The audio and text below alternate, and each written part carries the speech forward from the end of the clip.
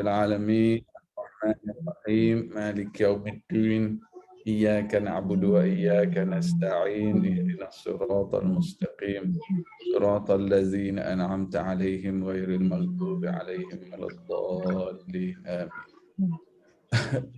Terus Niza tanya jual apa tu? Ada program sikit briefing tentang produk saya, peniaga kecil-kecilan ni, guna background ni. Tapi kita untuk kelas kita guna background lain lah. Kita pakai background ni je. Elan. Kita pakai background lain lah. Ni yang saya duduk meniaga Batu Saudak itu ni. Kalau ada berminat dia pergi ke laman web je lah, senang. Nama panggilan waktu BCDK apa? Pepijat?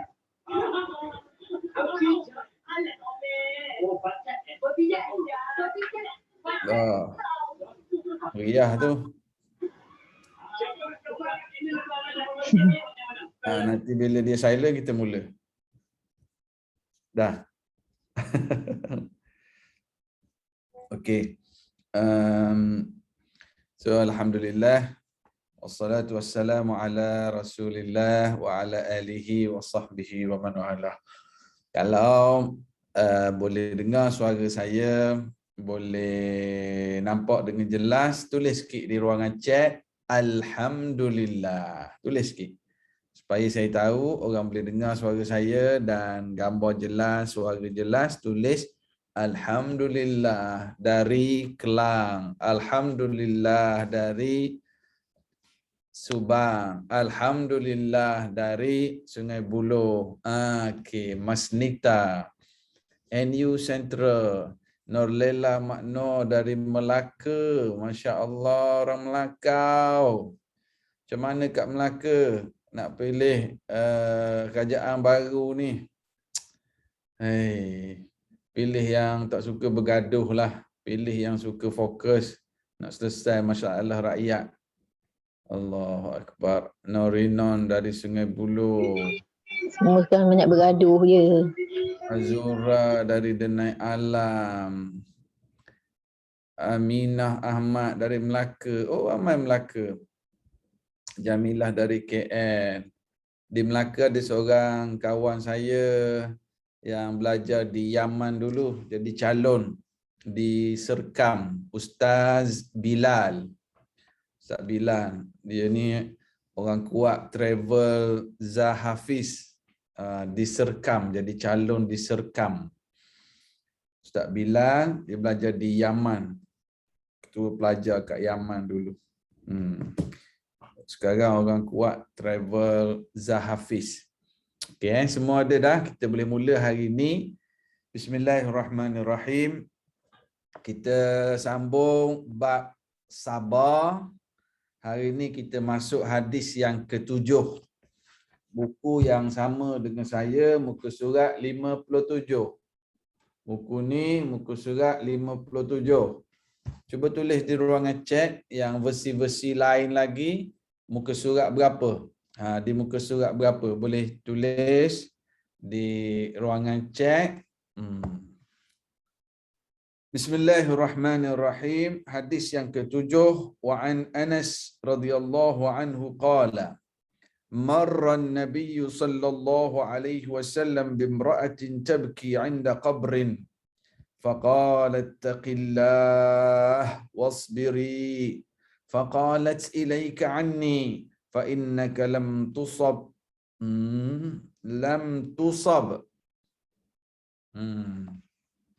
Kalau ni tulis lam tusib dalam buku ni. Ada tak buku lain yang ditulis fa innaka lam tusab? Jumpa tak? Ilaika anni fa innaka lam tusib atau tusab? Yang lebih tepat ialah tusab. Fa innaka lam tusab. Na'am. Ilaika anni fa innaka lam tusab bimusibati. Jumpa tak? Jumpa tak? Tusab atau tusib? Lebih tepat tusab. Ini dalam hadis nombor 7, baris yang kedua,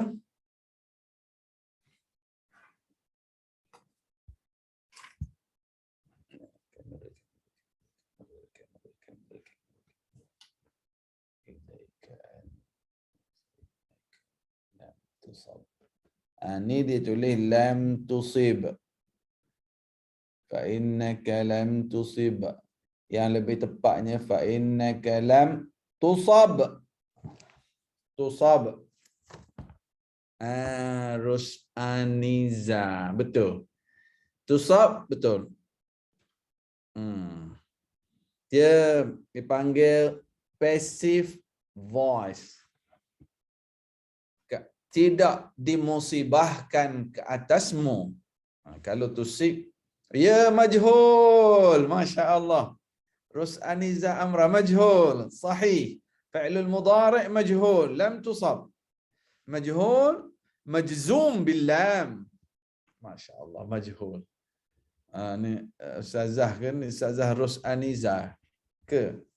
Majhul. Ya, mabni lil majhul. Tusab. Tak apalah. Kita baca mula. Kita baca balik. Faqalat ilaika anni. Suri rumah pencen je. Betul lah majhul. Tusab. Ilaika anni. Fa innaka lam tusab bimusibati. Tusab saya pun baikilah. Tusab.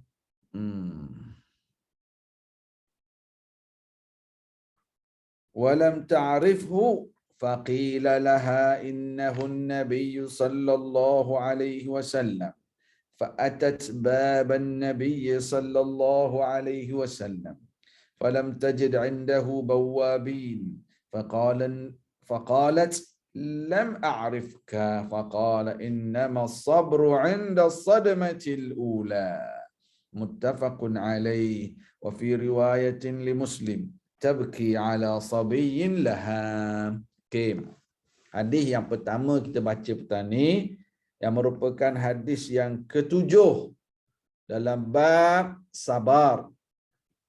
Dari Anas bin Malik radhiyallahu anhu, katanya Nabi sallallahu alaihi wasallam berjalan melalui seorang wanita yang sedang menangis di atas sebuah kubur.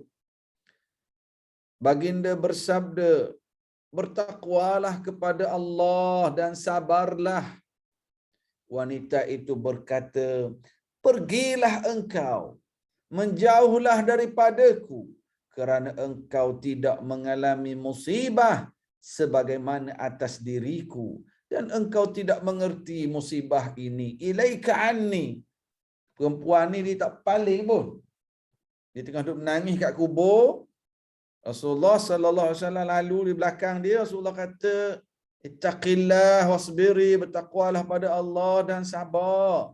Perempuan wanita yang sedang menangis ini dia kata, ilaika anni fa innaka lam tusab bi musibati. Pergilah, kau tak kena macam aku kena, bolehlah cakap sabar-sabar, pergi. Dia tak tengok pun Rasulullah. Dia tak tahu pun. Wanita tersebut diberitahu oleh sahabat beliau Nabi sallallahu alaihi wasallam bahawa yang diajak bicara tadi adalah Nabi. Lalu ia segera pergi ke rumah Nabi sallallahu alaihi wasallam. Tetapi di sana ia tidak mendapati penjaga pintu sehingga dapat masuk tanpa bersusah payah.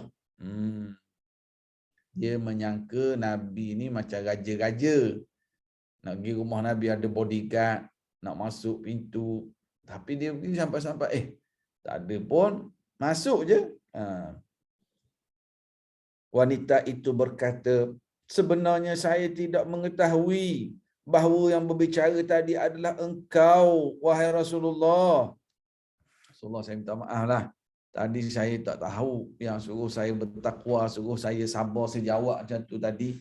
Saya tak perasan, saya tak tahu Rasulullah. Saya minta maaf Rasulullah, kata perempuan ini. Lalu Nabi menjawab, innamas sabru 'inda as-sadmatil ula. Sesungguhnya kesabaran itu hanyalah pada pukulan yang pertama dari bala.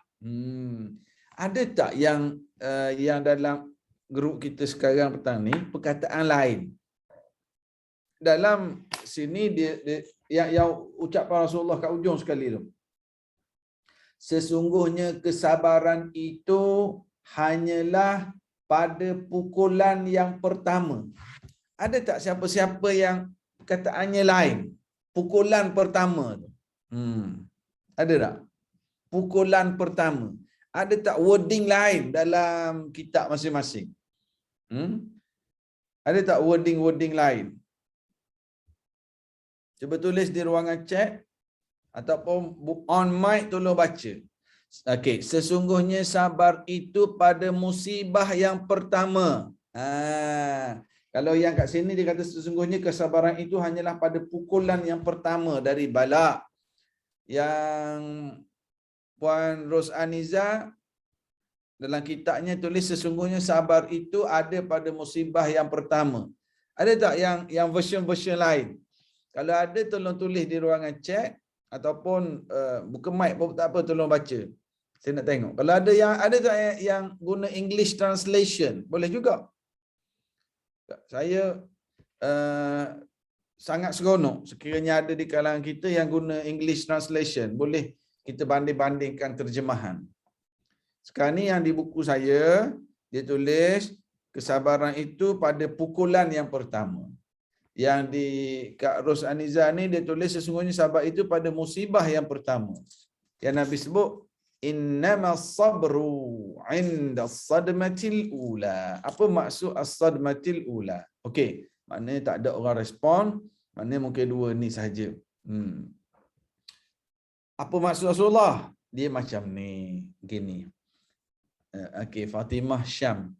Buku saya, sifat sabar yang terbaik adalah ketika mendapat musibah yang mengejut. Oh, ini ada satu versi lagi. Ada tak versi-versi lain? Ini perlu pada belajar ni. Okey, apa maksud? Okey, kita faham dulu. Kisah perempuan ni hidup menangis kat kubur. Rasulullah sallallahu alaihi wasallam lalu belakang dia. Rasulullah kata ittaqillah wasbir, bertakwalah pada Allah dan sabar. Itu nasihat Rasulullah. Lalu Rasulullah pun berlalu. Perempuan ni dijawab, pergilah dari sini, kau tak kena macam aku kena. Aku anak kecil, anak aku meninggal ni, kau tak rasa. Perempuan ni jawab gitu. Dia tak tahu bahawa yang nasihatkan dia tadi adalah Rasulullah sallallahu alaihi wasallam. Rasulullah pun berlalu. Bila Rasulullah berlalu, ada yang datang beritahu perempuan ini, tadi yang nasihat tu yang cakap tu Rasulullah. Kau jawab macam tu. Terkejut perempuan ni, lalu dia terus pergi ke rumah Rasulullah sallallahu alaihi wasallam. Dia beritahu Rasulullah, saya minta maaf. Tadi saya tak perasan, saya tak tahu Rasulullah yang tegur saya tadi. Ketika itu Rasulullah jawab, innamas sabru 'inda as-sadmatil ula. Apa maksudnya? Gini maksudnya. Sesungguhnya sabar yang terbaik ialah pada saat sadmatul ula. Apa maksud sadmatul ula? Asal perkataan sadmah, kalau sebut kereta A berjalan, kereta B pom mari langgar. Ini sadmah. Sadmah disebut aksiden. As-sadmatul ula maksudnya saat berlaku musibah tu.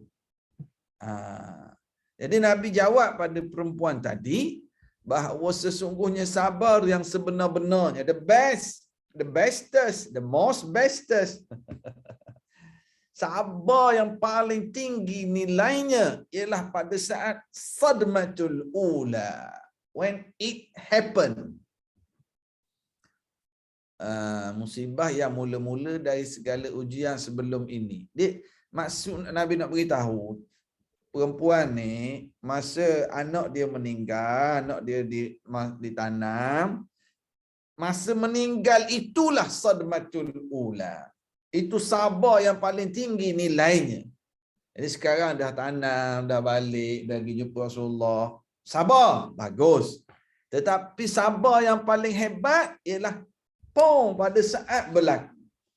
Kita kemalangan, orang langgar kereta kita ada masalah. Anak buat pecah pasu bunga. Pecah pasu bunga. Itu sadmatul ula.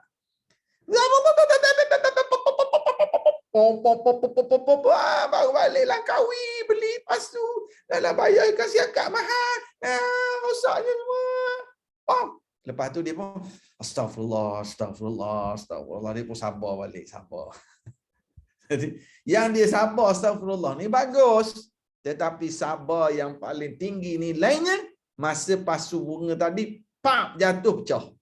Sabar, astagfirullahalazim. Auzubillahi minasyaitanirrajim. Kita cubit dia tapi dengan penuh sabar. Cubit disiplin, bukan cubit emosi. Jadi ini maksud yang Nabi sebut pada wanita ini. Sabar yang paling tinggi nilainya ialah pada saat sadmatil ula. At the time, masa musibah berlaku. Boleh faham tak? Kita nak sebut, kita nak buat ayat macam ni. Saya terang dah. Tapi yang maksud Nabi cakap pada perempuan ni. Sebab sekarang ni puan ni dah sabar dah. Bagus. Dia pergi jumpa Rasulullah. Dia sedar. Dia faham nasihat Rasulullah, dia pun datang minta maaf, dia pun dah sabar.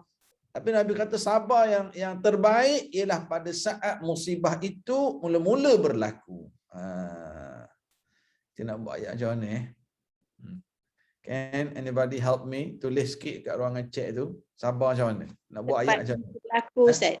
Tepat masa berlaku. Pada saat apa? Pada saat berlaku. Tepat.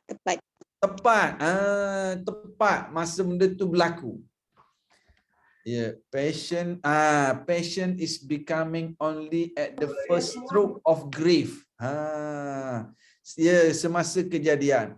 Only at the first stroke of grief. Grief ni apa Kak? Grief ni apa? Musibah ke? Ujian, musibah. Grief. Grief tu kesedihan, Ustaz. Grief tu kesedihan. Ya, betul. At the first stroke of grief. Ya, musibah kesedihan. Ya. Grave saya tahu. Dekat perempuan ni pergi tu dekat grave lah, kat kubur. Grief. At the first stroke of grief. Ya. Ini yang saya kata kalau ada English translation, kadang-kadang dia tengok beza ayat dengan terjemahan yang awal tadi kan. Pukulan yang pertama dari bala. Bila yang English at the first stroke of grief, kita pun nampak maksudnya. So, ketika kesedihan semasa kejadian ya. Jadi sekarang ni hadis ini juga kisah bagaimana minggu lepas kita baca kisah yang Nabi bercerita berlaku pada umat dahulu, yang budak yang belajar sihir itu terbincang minggu lepas. Sekarang ni kisah juga tetapi yang berlaku sendiri pada zaman Nabi Muhammad sallallahu alaihi wasallam.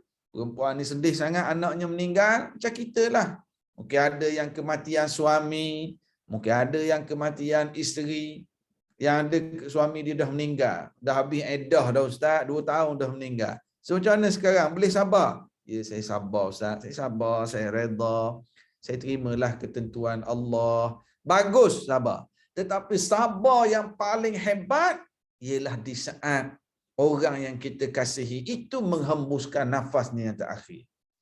Pada saat dia meninggal, kita terus sebut inna lillahi wa inna ilaihi raji'un. Ini sabar yang hebat. At the first stroke of grief. Masa strike tu, meninggal, dapat khabar, Abah! Inna lillahi wa inna ilaihi raji'un. Tak apa.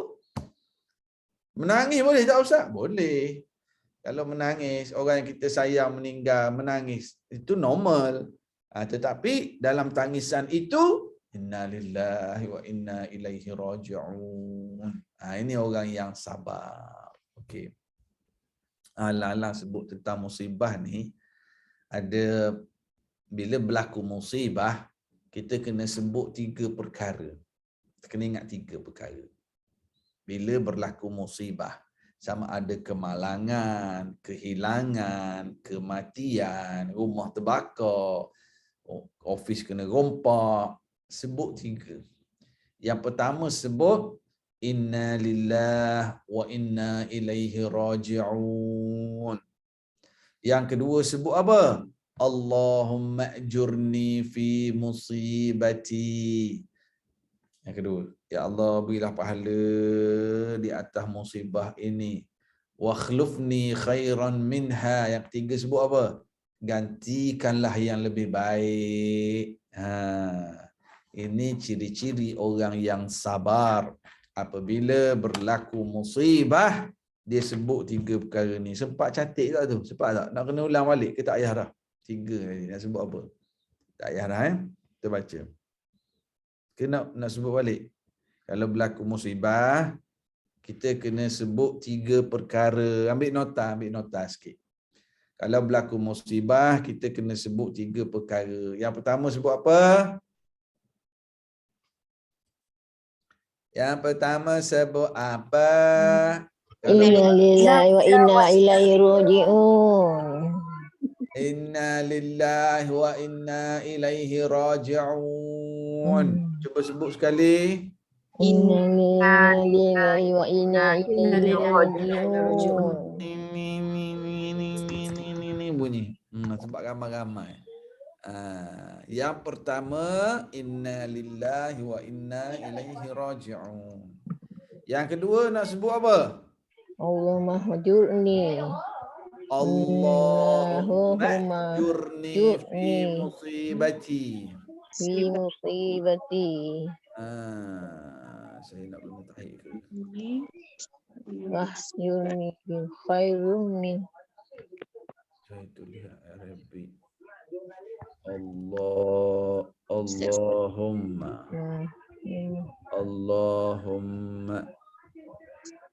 Jurni Allahumma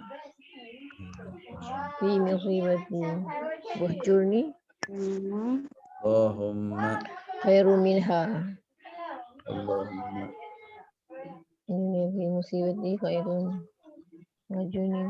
Betul Rahimah. Ya Allah berilah pahala gantikan yang lebih baik. Betul. Allahumma jurni Khairum minha. fi musibati. Boleh baca tak ni? Allahumma ajurni fi musibati wa akhluf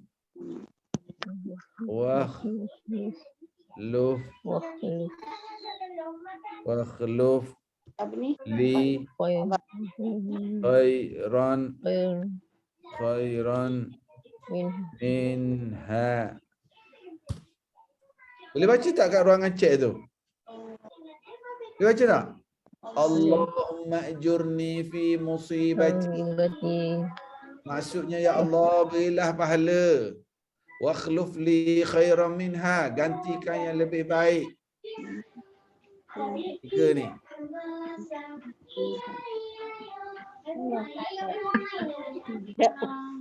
Mak dia anak dia. Ustaz ya. Okey. Bila berlaku musibah sebut 3.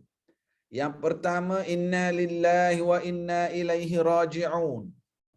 Yang kedua sebut Allahumma jurni fi musibati. Maksudnya yang Kak Rahimah tulis atas tu. Ya Allah berilah pahala. Allah. Laju kita punya admin.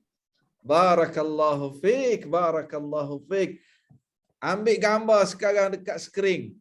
Kalau boleh pering sekering.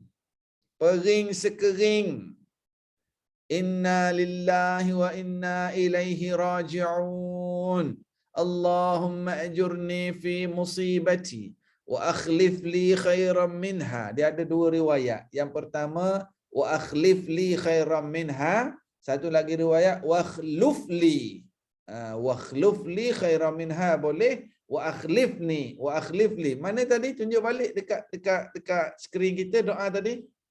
Supaya sempat nak. Bagus admin kita laju. Okey.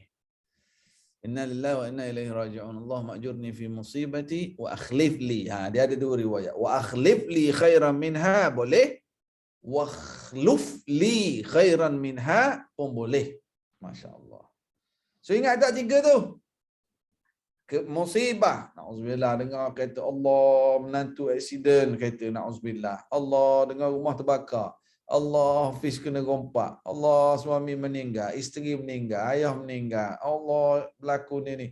Allah inna lillahi wa inna ilaihi raji'un. Allahumma ajurni fi musibati wa akhlif li khairan minha.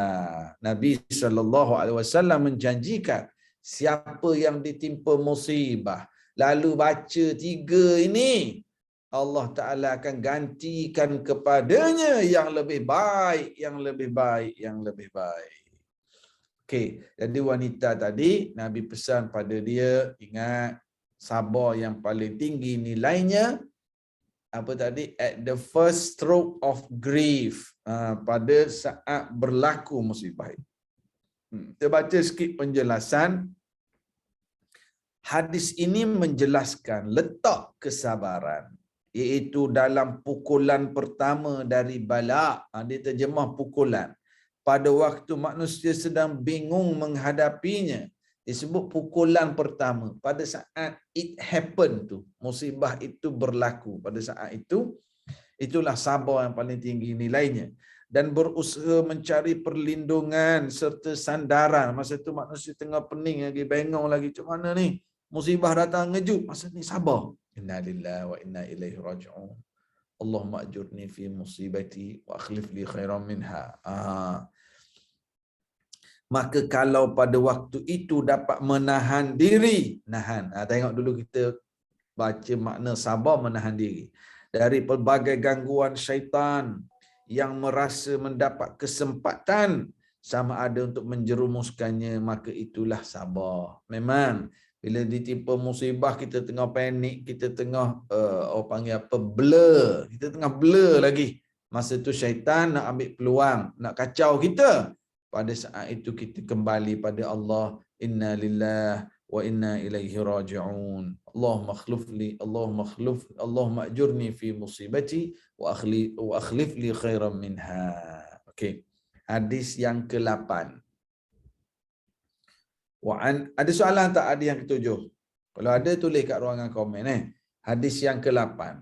Wa an Abi Hurairah radhiyallahu anhu anna Rasulullah sallallahu alaihi wasallam qala yaqulu Allah ta'ala ma li'abdil mu'min 'indi jazaa'un idza qabadtu safiyyahu min ahli dunya thumma ihtasabahu illa al-jannah. Masya-Allah.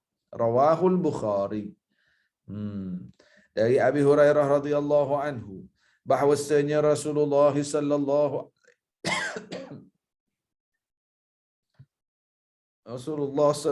alaihi wasallam bersabda, Allah berfirman, tidak ada balasan bagi seseorang hamba-Ku yang beriman di sisiku di waktu aku mematikan kekasihnya dari ahli dunia, kemudian ia mengharapkan keredaan Allah, melainkan orang itu akan mendapatkan syurga. Kalimah kekasih ialah siapa sahaja menjadi kesayangannya, sama ada anak, isteri, ibu, ayah, saudara dan lainnya. Okey.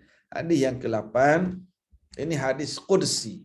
Bila kita jumpa perkataan Rasulullah bersabda, Allah berfirman. Ini hadis qudsi. Rasulullah sallallahu alaihi wasallam meriwayatkannya, dan Imam Bukhari riwayatkan hadis ini.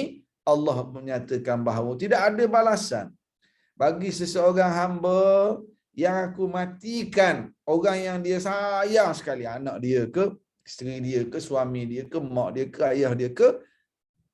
Bila aku matikan orang yang paling dia sayang, dia tu sabar dan mengharap pahala denganku, kata Allah. Tiada balasan baginya melainkan syurgalah untuk dia. Ya Allah.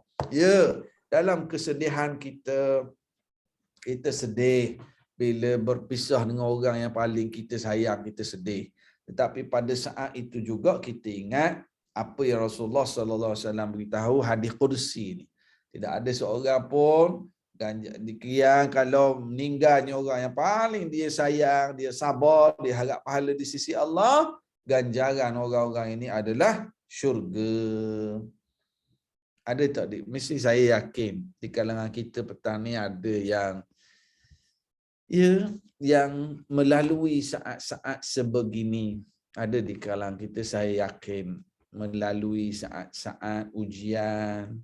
Mungkin suaminya meninggal satu ketika dulu, ataupun ada yang diuji isterinya meninggal satu ketika dulu, ataupun pernah ada di kalangan kita yang ujian dia, anak dia meninggal dulu pada dia. Ada tak? Ada tak di kalangan kita petang ni? Ada tak yang ialah yang suami dia meninggal ataupun isteri dia meninggal? Ada tak? Ada tak yang sedang menonton petang ni? Kita sebut inna lillahi wa inna ilaihi raji'un. Moga-moga yang telah pergi dahulu itu mereka ditempatkan di kalangan hamba-hamba Allah yang saleh. Jadi cuba kita renung. Sekarang kita sabar. Ya, kita terima dah hakikat, kita redha. Tak apalah. Dah ustaz, macam mana ustaz? Tahun ni baru dengar hadis macam ni ustaz. Saya dulu memanglah masa kematian suami saya ustaz. Masa kematian anak saya menangis. Saya rasa macam saya pun tak nak hidup dah ustaz.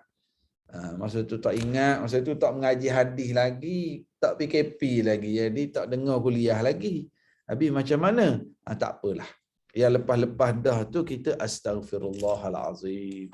Ingat balik ustaz, saya merau, menangis dulu. Abang, kenapa abang tinggalkan saya? Masa tu tak belajar lagi. Sekarang kita dah belajar, kita astaghfirullahalazim. Doakan banyak-banyak pada arwah, insya-Allah memberi manfaat buatnya di sana. Okey. Jadi ini hadis qudsi. Rasulullah sallallahu alaihi wasallam kata, Allah berfirman, siapa sahaja yang Allah Taala ambil kekasih hatinya lalu dia sabar, dia harap pahala, ganjaran bagi orang seperti ini adalah syurga. Hadis yang ke-9. Ni bagus. Ini berkait dengan suasana kita sekarang. Sangat-sangat related.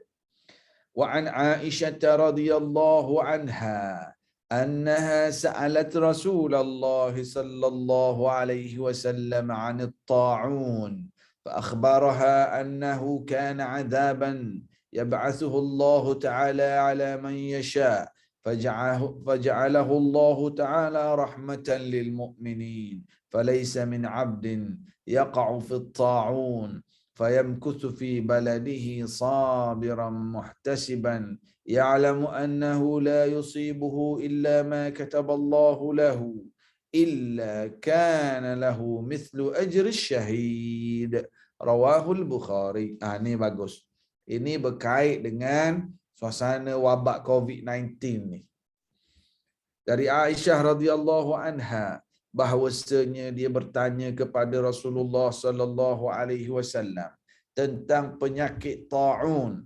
Lalu beliau memberitahukan bahawa sesungguhnya taun itu adalah sebagai seksaan yang dikirimkan oleh Allah kepada siapa sahaja yang dikehendakinya, tetapi juga sebagai rahmat yang dijadikan oleh Allah kepada kaum mukminin.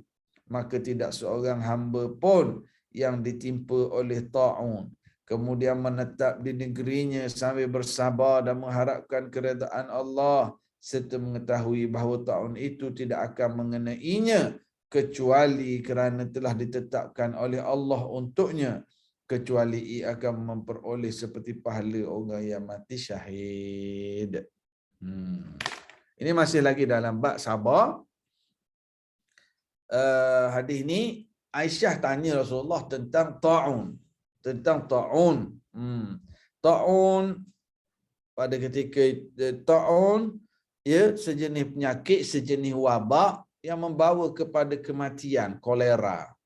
Tapi hadis ini juga dapat difahami berkenaan dengan wabak-wabak yang berlaku. Wabak-wabak yang membawa kepada kematian. Jadi ada ulama yang mensyarahkan hadis ini dengan lebih luas. Kita baca dulu kat bawah. Pengertian hadis ini, seorang yang berada dalam daerah wabak tidak boleh melarikan diri keluar dari daerah, sebagaimana seorang yang belum masuk ke daerah wabak harus kembali dan tidak boleh masuk ke daerah itu. Kemudian kesabarannya mempertahankan diri dalam daerah wabak dengan keyakinan bahawa ajal sudah ditentukan dan tidak boleh berubah oleh ada atau tidak adanya wabak. Itulah yang menyebabkan ia mendapat pahala syahid. Maksud apa ni? Boleh faham tak? Cuba respon sikit, cuba tulis sikit di ruangan komen, baca hadis ni dulu, boleh faham tak? Boleh tak faham? Ini. Faham, Ustaz. Ha? Faham. Faham? Oh, kalau faham tak payah tegang dah lah. Dia gini, pertama sekali antara pengajaran penting, Aisyah suka tanya Rasulullah sallallahu alaihi wasallam. Ini pengajaran yang pertama. Sebab tu Aisyah antara sahabat. Aisyah juga adalah isteri Rasulullah yang antara yang sangat banyak meriwayatkan hadis-hadis Rasulullah sallallahu alaihi wasallam. Aisyah dia banyak tanya Rasulullah dan ini satu yang bagus. Jadi Aisyah tanya Rasulullah tentang wabak ta'un. Apa yang perlu difahami daripada wabak ta'un yang berlaku. Jadi Rasulullah terang, wahai Aisyah, wabak-wabak ini ia adalah satu azab dari Allah. Yang Allah Ta'ala nak kenakan pada sesiapa yang Allah Ta'ala nak, serah pada Allah. Allah Ta'ala nak turunkan pada zaman ni, pada kaum ni, itu bentuk azab dari Allah Subhanahu Wa Ta'ala. Tetapi dalam azab yang diturunkan itu, celah itu ada rahmat bagi orang yang beriman. Sebab orang yang beriman lagi kuat pergantungannya dengan Allah bila wabak datang. Tanyalah siapa-siapa yang ada pengalaman positif COVID ataupun ahli keluarganya positif COVID. Macam mana doa dan munajat dia kepada Allah sepanjang kuarantin tu? Ada tak yang dalam ni sekarang yang pernah positif COVID? Ada tak? Raise your hand please. Ada tak yang bersama kita petani yang pernah lalui ujian ini? Diuji oleh Allah dengan positif COVID. Ada tak? Cuba tulis di ruangan chat. Macam mana doa kita ketika sedang kuarantin dengan doa kita sebelum kena COVID? Sudah pasti berbeza. Maknanya kita semakin kuat pengaduan kepada Allah. Semakin banyak munajat kita pada Allah. Ini menunjukkan bahawa musibah yang datang, wabak ini juga adalah rahmat. Seseorang itu lagi dekat dengan Allah. Okey. Dan kenapa dia kata tidak bergerak stay kat negerinya? Sebab ada satu hadis yang lain. Rasulullah sallallahu alaihi wasallam pesankan kepada kita, mana-mana negeri, tempat yang berlaku wabak, siapa yang duduk kat situ jangan keluar. Yang dari luar jangan masuk ke tempat wabak. Maknanya Nabi dah lama ajar kepada kita berkenaan dengan kuarantin. Lama dah Nabi ajar. Kalau berlaku wabak kat satu negeri, orang dalam negeri jangan keluar. Orang dari luar pun jangan masuk. Oh, hebat. Nabi ajar bab kuarantin. Orang luar jangan masuk, kita faham. Sebab di negeri tersebut berlaku wabak. Jadi jangan masuk. Orang dari tempat wabak itu jangan keluar. Okey. Jangan keluar ni orang yang dah kena wabak, kita faham jangan keluar. Macam mana orang yang belum kena wabak? Boleh tak dia nak lari keluar ataupun dia perlu stay juga? Bagi respon sikit, saya nak tanya pandangan semua yang hadir. Tang ni. Okay. Wabak berlaku kat satu tempat, jangan masuk. Itu kita faham, jelas. Nabi juga sebut yang duduk dalam negeri tempat wabak berlaku jangan keluar. Okey. Jangan keluar. Okey, sekarang ni yang duduk di tempat wabak ada dua kategori. Ada yang dah kena wabak, ada yang belum kena. Yang dah kena wabak, kita faham, jangan keluar, nanti awak bawa keluar pula. Okey. Bagaimana yang belum kena? Perlu stay ataupun boleh lari keluar?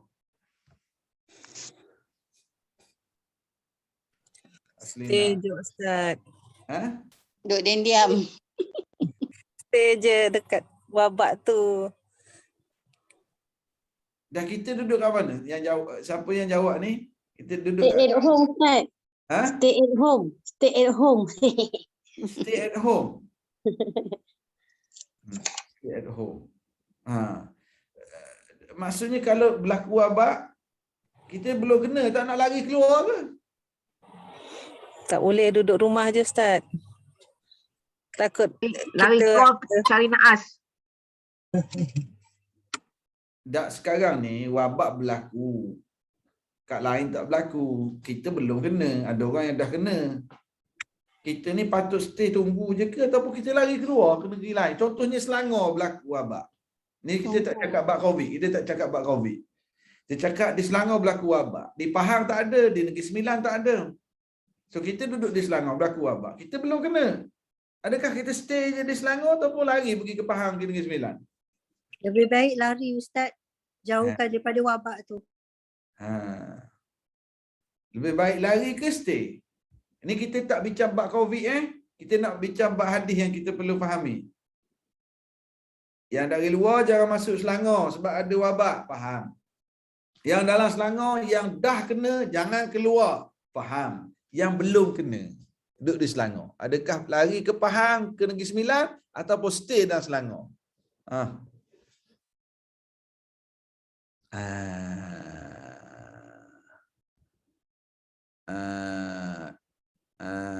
Ni betul Kak Noliza Hamzah. Kak Noliza pula.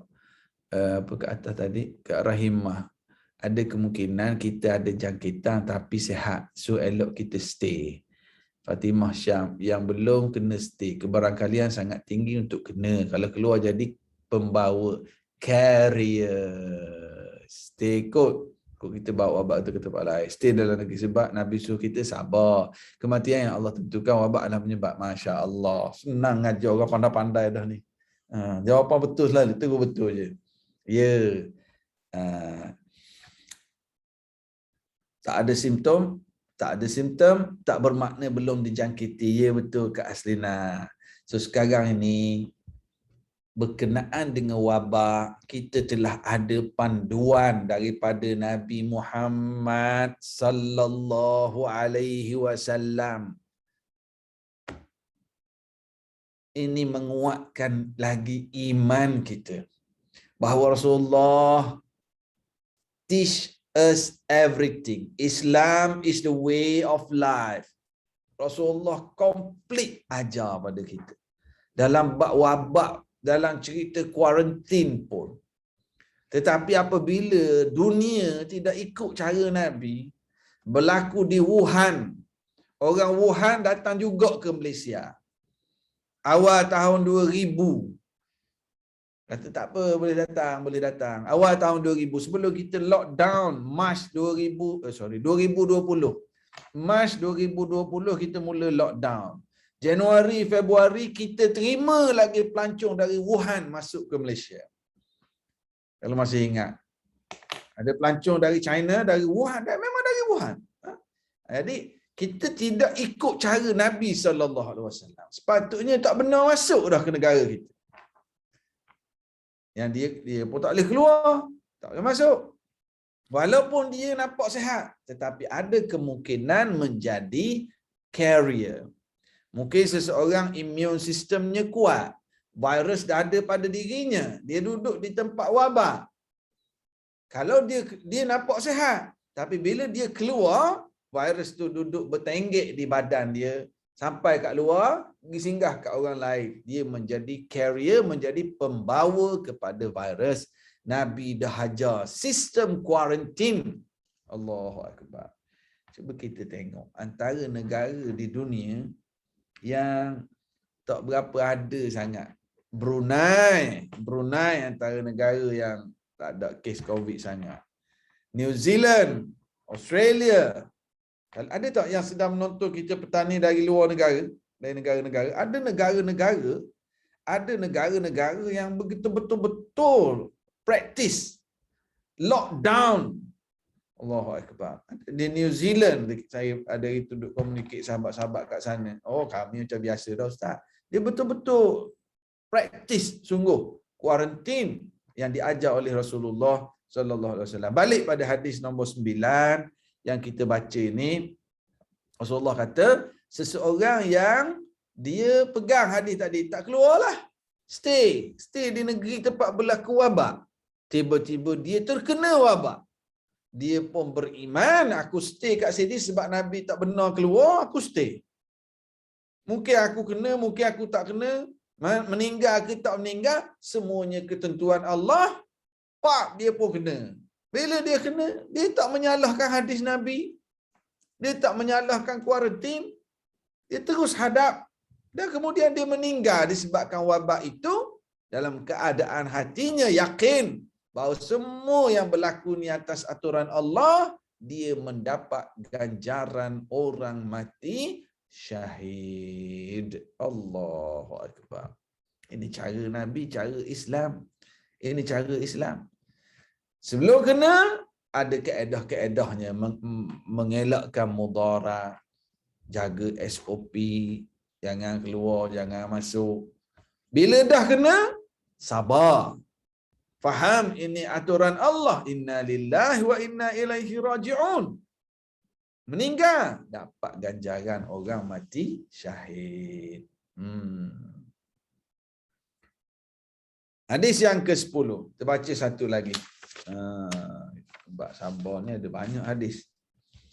Wa an Anas radhiyallahu anhu qala سمعت رسول الله صلى الله عليه وسلم يقول إن الله عز وجل قال إذا ابتليت عبدي بحبيبتيه فصبرا عودته منهما الجنة يريد عينيه رواه البخاري.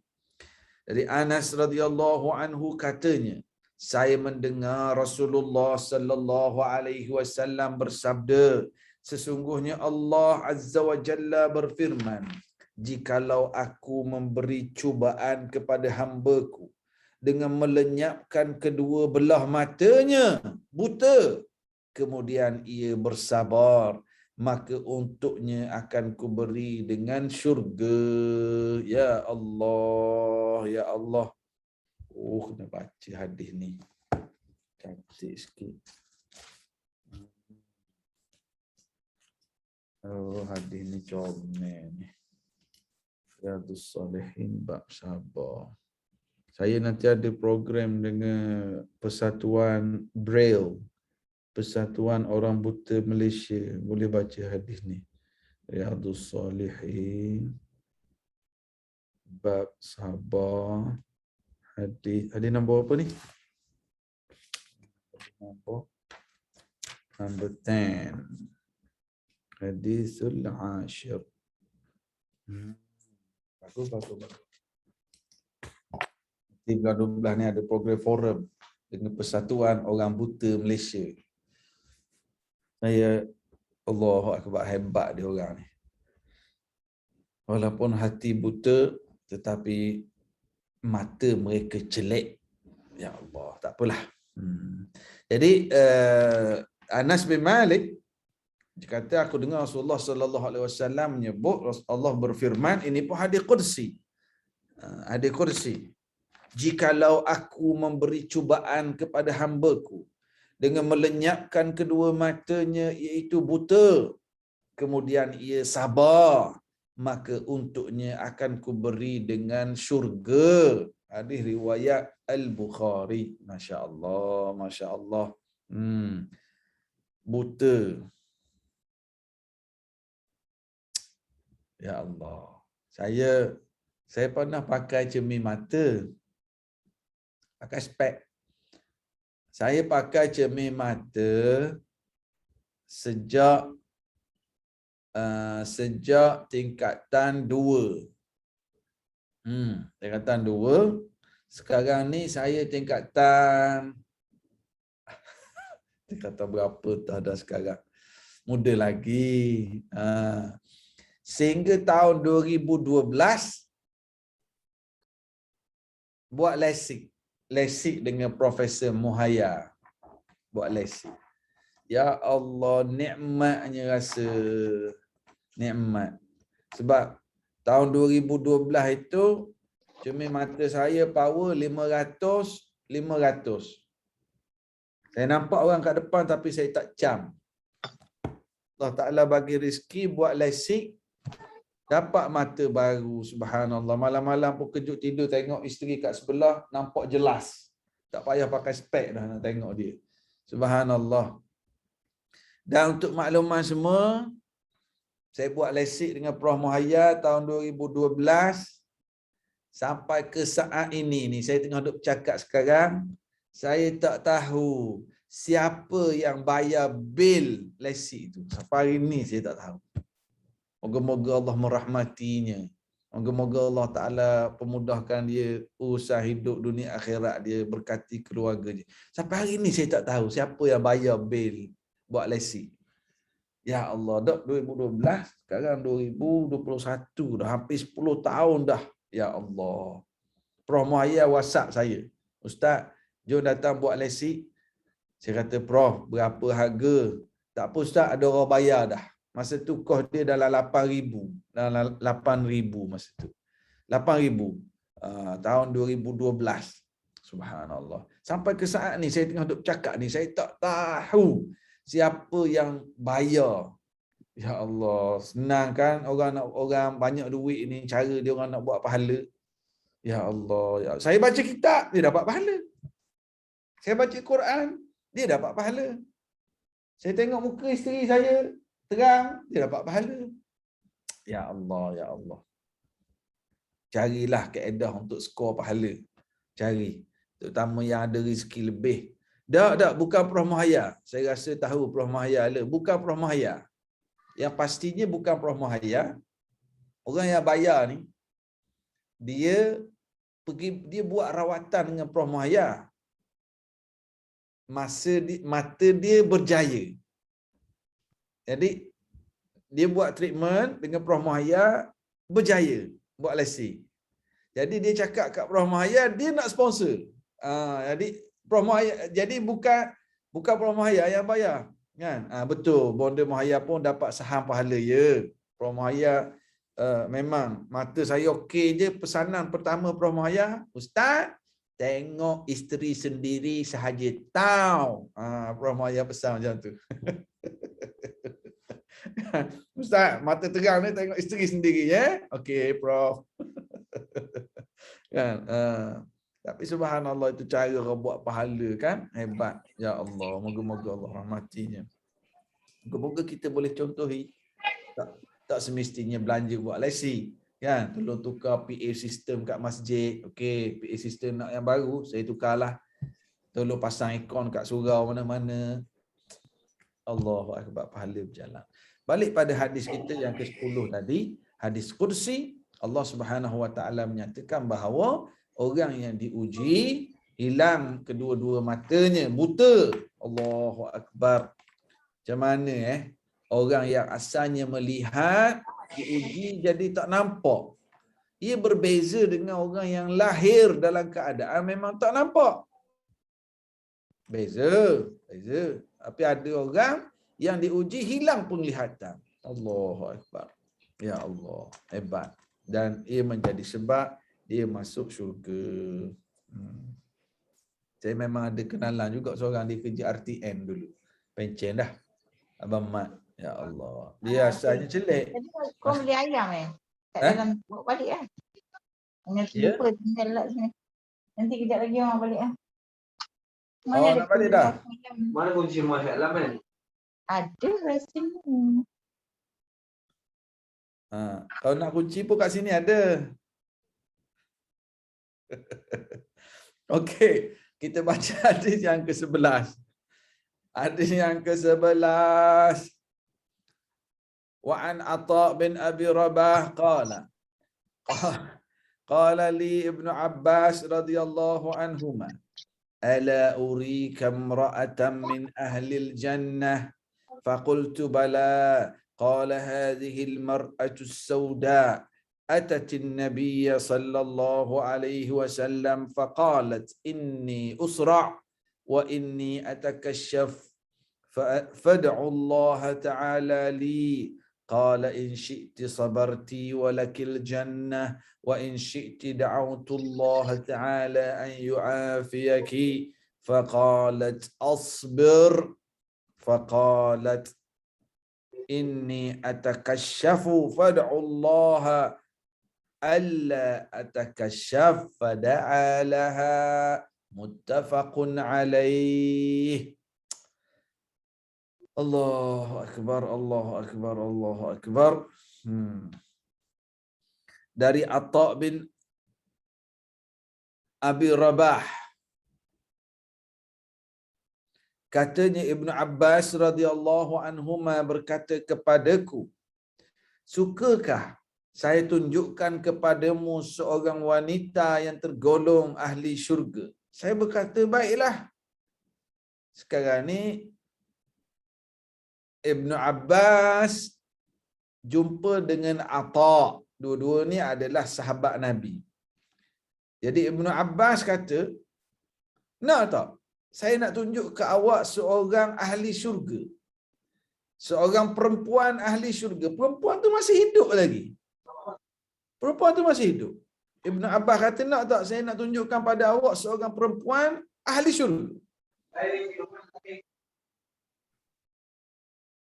Atha bin Rabah kata, ya tunjuklah, saya nak tahu. Lalu Ibnu Abbas kata, ni perempuan ni. Perempuan yang berkulit hitam ini, dia pernah datang jumpa Nabi sallallahu alaihi wasallam. Wanita hitam itu pernah datang kepada Nabi lalu berkata, sesungguhnya saya ini terserang oleh penyakit ayan. Dan oleh sebab itu saya selalu membuka aurat tubuhku. Dan oleh sebab itu lalu saya membuka aurat tubuhku. Oleh kerananya harap Rasulullah mendoakan sembuhan untuk saya. Penyakit ayan. Penyakit apa? AYAN. Ayan. Ayan ni penyakit apa? Ayan. Dalam ada tak yang version lain? Ayan. Kalau orang Terengganu, dia panggil isteri dia ayang. Ayang. Yang ni ayan. Kak Rahayu, tak sedarkan diri. Memang perkataan ayan tu maksudnya tak sedarkan diri ke? Oh, dalam buku saya tak sedarkan diri. Ada tak perkataan sawan? Iza Abdul Qadir. Sawan pi. Okey. Okey. Sawan. Sawan. Ya. Ini biasanya gejala daripada penyakit epilepsi. Epilepsi. Yang kata macam gila babi lah penyakitnya. Mana dia tak sedar. Macam tu lah. Epilepsi ni kalau dengan sawan ada sawan sama lah. Lebih kurang sama. Ya, Kak Nolela tulis gila babi, sawan babi, epilepsi. Kalau sebut epilepsi dia tak berapa babi sangat. Kalau sawan babi, gila babi tu baru dia nampak sikit faham. Kan? Itu nama medical term lah Ustaz. Ya, medical term epilepsi. Macam amnion.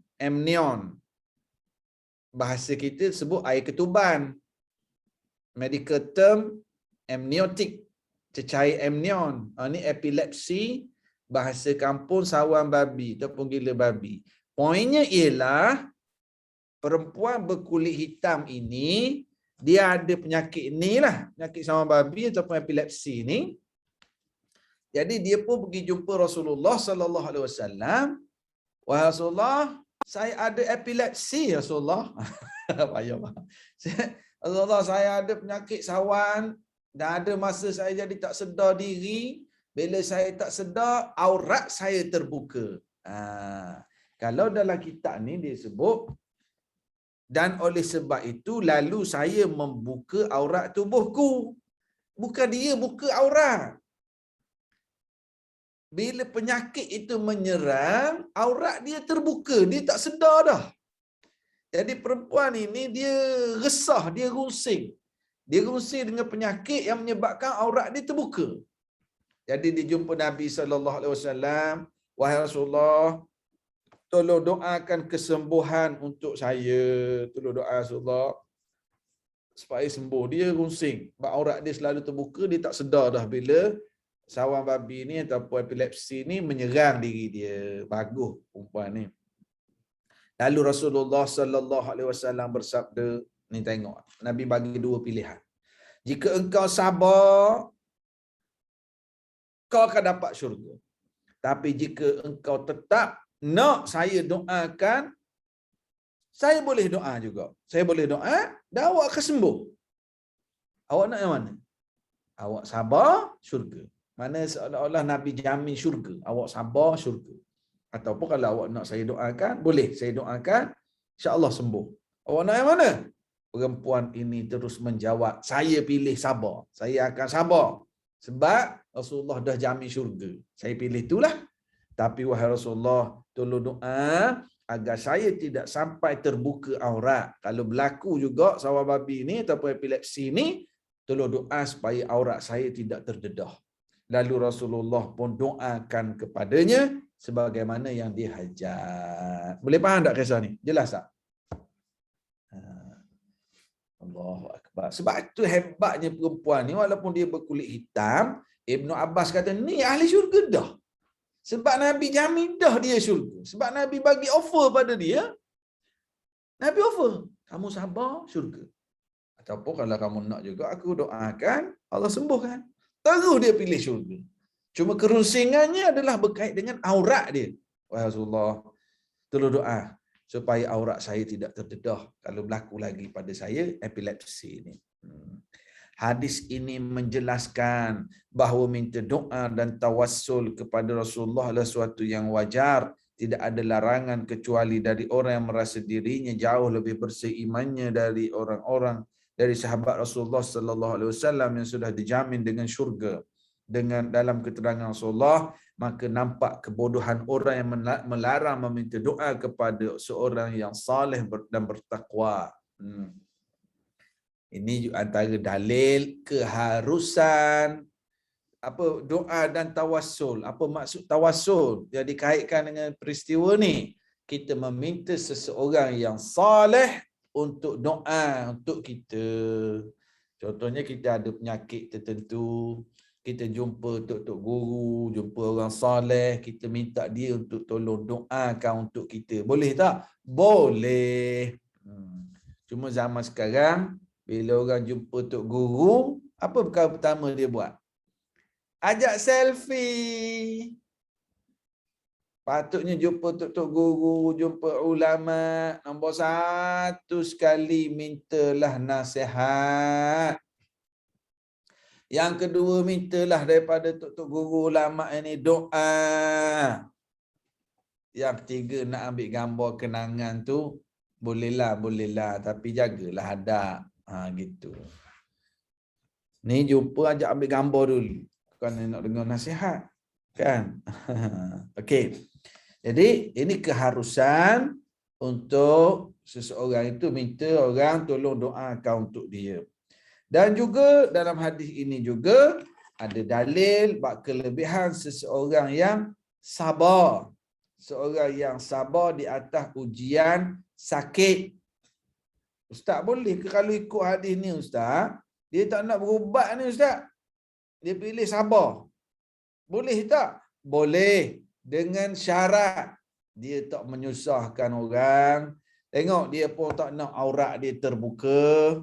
Dengan syarat tidak menyebabkan dia bersungguh, mengeluh dengan Allah, menyalahkan takdir. Okey. Setakat ni ada soalan tak? Ada hadis yang kita baca. Saya buka dulu. Kalau ada nak tanya soalan ataupun ada yang nak berkongsi pendapatan pun boleh. Nak tulis boleh, nak buka mic boleh. Kita ada masa sikit lagi. Kalau tak ada soalan apa, saya baca hadis yang ke-12.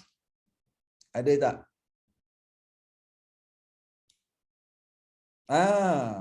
Tuan Raja Azmi dah ada bersama. On the way balik ke dah sampai rumah tu? On the way Ustaz, dalam kereta. Masya Allah, Masya Allah. Alhamdulillah. Okay. Moga diberkati insya-Allah. Terima kasih Ustaz. Don't drink and drive Ada orang tolong drive. Dah ada orang tolong drive kan? Alhamdulillah, alhamdulillah. Don't drink and drive. Alhamdulillah. Ada soalan tak? Yang lain-lain? Ataupun ada yang nak share pandangan, tengok perempuan ni dia masih hidup, nampak bila Nabi offer syurga, kamu sabar aku jamin syurga, kalau kamu nak juga aku boleh doa sembuh. Dia sanggup suffer, masih memikul penyakit epilepsi ini, tetapi dia prefer bila Nabi jamin syurga, kamu sabar syurga. Dia terus pilih syurga. Dan apa yang dia fikir cuma, wahai Rasulullah, tolong doalah. Kalau berlaku penyakit ni pada saya, aurat saya tak terdedah dah. Tu dia fikir, ya Allah. Kadang-kadang kita ni masuk ward, duduk kita warded, kita tak fikir sangat dah aurat kita. Seseorang ketika sihatnya, dia jaga aurat, masa dia sakit pun dia automatik akan cermat nak jaga. Tapi seseorang masa sihatnya jenis tak jaga sangat aurat, masa sakit lagilah berat. Kadang-kadang kita tengok ada berlaku kemalangan bas, kereta yang melibatkan ramai orang. Ada orang sampai terkoyak baju, terkoyak pakaian. Ada orang-orang perempuan yang dia jenazah tetapi tertutup rapi auratnya. Dia meninggal kat kemalangan tu. Ini orang yang jenis masa dia hidup, dia pun jenis jaga auratnya. Berlaku kemalangan, dia meninggal, Allah jaga aurat dia. Masya Allah, Masya Allah. Adik perempuan ni apa yang bermain di kepala dia, masalah aurat dia. Rasulullah tak apalah, saya sabar. Tapi tolong doa, kalau penyakit ini menyerang, aurat saya terjaga. Wallahu'alam. Assalamualaikum Ustaz. Waalaikumsalam. Saya nak tanya satu soalan lah kan. Kalau misal kata tadi Ustaz kata musibah. Kalau musibah antara kifarah yang kalau Allah beri pada seseorang tu, dia berbeza ke? Ataupun sebenarnya kadang-kadang kita tak lakukan tapi dia tetap datang macam seakan ujian ke dugaan. Lepas tu kita boleh panggil tu dengan kifarah. Apa? Kafarah. Macam tu Ustaz. Terima kasih Ustaz. Tu je. Bagus soalan ni. Bagus. Dia kaedahnya senang. Bila berlaku musibah pada seseorang, senang je. Kalau dia ni seorang yang taat pada Allah, yang kuat ibadah, musibah itu datang untuk mendekatkan lagi dia dengan Allah. Ini yang dipanggil ujian. Dia orang baik. Nabi-nabi, para nabi. Nabi. Datang ujian. Datang fitnah, datang serangan musuh, ancaman, difitnah, diganggu. Nabi hadapi semua ini. Nabi ni, ialah Nabi, orang beriman. Ini adalah ujian dari Allah kepada para Nabi dan orang beriman untuk mendekatkan mereka dengan Allah. Kita ni orang baik, orang yang jaga agama, orang yang jaga solat, jaga aurat, jaga halal haram. Tiba-tiba berlaku musibah. Ini ujian dari Allah untuk mendekatkan lagi kita dengan Allah. Ini ujian sebab Allah tahu kita akan sabar, kita akan inna lillahi wa inna ilaihi raji'un. Sebab Allah nak banyakkan lagi pahala sabar kita. Itu ujian. Kepada ahli maksiat, orang jenis tak peduli halal haram, tak peduli auratnya, tak peduli salatnya, berlaku musibah. Ini kita boleh guna istilah kifarah. Ini kita boleh guna istilah bala daripada Allah Subhanahu Wa Taala pada dia sebab dia hidupnya dengan maksiat. Ustaz, macam mana kalau berlaku kat satu tempat? Itulah kaedahnya. Datang tsunami dekat Aceh. Kata Aceh ramai orang baik, ramai orang soleh. Ramai. Ada juga di tempat maksiat, ada juga surfing. Apa ni orang panggil apa? Surfing paradise. Ada tempat-tempat orang berpesta, datang banjir, datang malapetaka. Habis semua kena. Yang soleh pun kena, yang jahat pun kena. Jadi yang soleh itu adalah ujian daripada Allah. Bila datang musibah, dia ingat Allah Akbar, Allah Akbar, Allah Akbar. Dia meninggal dalam keadaan begitu. Itu rahmat Allah kepada mereka. Yang sedang dalam maksiat, itu bala daripada Allah kepada mereka. Jadi, bila berlaku musibah dalam diri kita, kita renunglah. Allah, aku banyak buat maksiat. Allah, aku solat, aku tak peduli sangat. Allah, aku ni aurat aku tak jaga sangat. Mungkin Allah Ta'ala murka pada aku. Musibah yang berlaku ini untuk menjentik hatiku untuk kembali kepada Allah Subhanahu Wa Ta'ala. Kita fikir positif.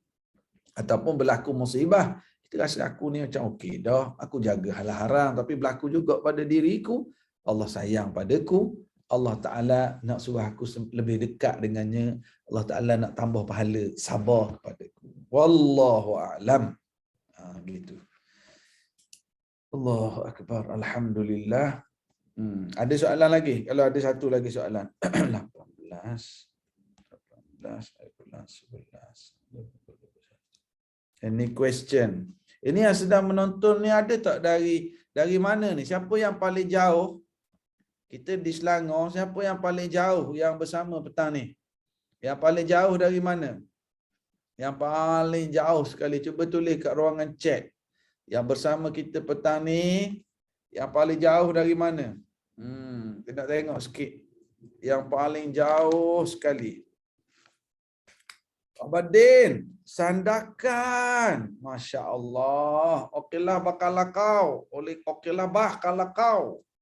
Sandakan. Abadin. Aisyah dari Sungai Petani. Orang Alung Sedap. Tahniah Kedah. Tutup habis dah kedai-kedai judi. Kedai judi tak ada dah kat Kedah. Tahniah. Alhamdulillah. Dah tutup kedai judi di Kelantan tutup, di Terengganu tutup, di Kedah dah tutup. Masya Allah. Zainul Mat Isa dari Kuching. Mas Nita sambil bergerak di dalam MRT. Masya Allah. Balik kerja ke MRT? Pasang earphone ke? Masya Allah. Moga-moga diberkati masa duduk dalam MRT, duduk dalam majlis ilmu, moga diberkati. Kak Mas Nita kita. Tahniah kepada penganjur yang terus menganjurkan majlis ilmu ni. Kak Syamsiah Wahab dari Melakau. Kak Syamsiah ni Melaka kawasan mana? Masya Allah. Selamat mengundi orang Melaka. Macam mana nak pilih calon kat Melaka, Ustaz? Pilihlah yang paling memberi manfaat kepada Islam. Yang paling tidak mudarat kepada Islam. Asmah Mahat dari Sungai Besar. Tak ada dah yang paling jauh nampak gaya dari Sandakan lah. Dari Sandakan, dari Kuching. Di seberang laut ni. Okey. Kita insya-Allah panjang umur, kita jumpa lagi minggu hadapan. Terima kasih kepada semua yang bersama. 80 orang, ramai petang-petang ni. 80 orang boleh bersama, 85 orang. Moga-moga kita semua dikurniakan istiqamah untuk terus berada dalam majlis ilmu, untuk beramal dengan ilmu yang kita pelajari. Wallahu a'lamu bis-shawab. Assalamualaikum warahmatullahi wabarakatuh. Tadi ada yang tanya, sajalah saya share kalau ada yang berminat. Ustaz berniaga apa tadi? Ni. Kelas habis dah ni. Ni saya pada yang rasa nak cuba amalkan Habbatus Sauda.